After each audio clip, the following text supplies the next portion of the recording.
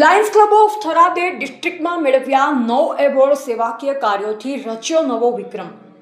Lions club of Tharad સિટીએ વર્ષ 2025-26 દરમિયાન વિવિધ સેવાકીય પ્રવૃત્તિઓ દ્વારા ડિસ્ટ્રિક્ટ 32-32 B1માં કુલ 9 પ્રતિષ્ઠિત એવોર્ડ મેળવી થરાદ વિસ્તારનું ગૌરવ વધાર્યું છે.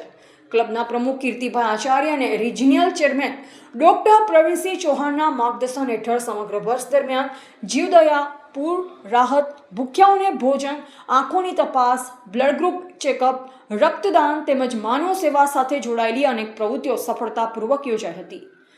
ડિસ્ટ્રિક્ટ ઓફિસર ડોક્ટર રીતેશભાઈ પ્રજાપતિને વ્યસન મુક્તિ અભિયાન અંતર્ગત fight against tobacco and drugs awareness માટે 2 એવોર્ડ એનાયત કરવામાં આવ્યા. ઉપરાંત ડિસ્ટ્રિક્ટ ઓફિસર હેતલભાઈ સોની, અજયભાઈ ઓઝા, વસરામ પટેલ અને રિજિયનલ ચેરમેન ડોક્ટર પ્રવીણસિંહ ચૌહાણને તેમના પોર્ટફોલિયો મુજબ શ્રેષ્ઠ કામગીરી બદલ બેસ્ટ કેટેગરીમાં સન્માનિત કરવામાં આવ્યા.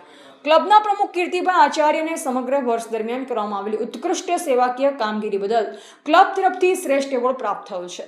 સાથે તેમણે છેલ્લા 15 વર્ષનો સૌથી વધુ એવોર્ડ મેળવવાનો રેકોર્ડ પણ તોડી નવો ઇતિહાસ રચ્યો.